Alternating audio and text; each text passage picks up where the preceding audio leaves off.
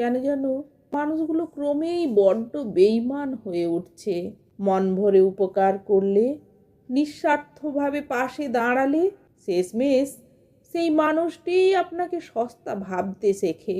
যাকে যত বেশি ভালোবাসেন সে ততই আপনাকে মূল্যহীন করে তোলে। অতিরিক্ত নির্ভরতা তখন ভালোবাসা থাকে না, তা হয়ে যায় মানসিক অ্যাবিউজের লাইসেন্স। এক সময় যে মানুষটি আপনাকে মায়ার জালে জড়িয়েছিল আজ সেই আপনার অনুভূতিকে বোঝা ভাবে। প্রশ্ন আসে, সব দোষ কি আপনার? না, আপনার একমাত্র ভুল ছিল বেশি বিশ্বাস করা, বেশি ভরসা করা, নিজেকে অরক্ষিত করে ফেলা।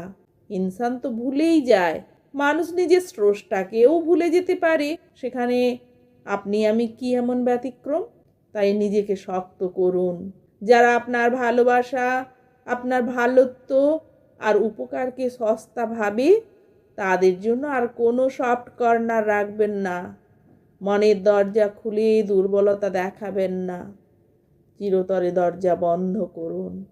কিন্তু ভাষায় সৌজন্য রাখুন, আচরণে ভদ্রতা রাখুন, সবচেয়ে জরুরি মানসিকভাবে স্পষ্ট রাখুন সে আপনাকে হারিয়েছে।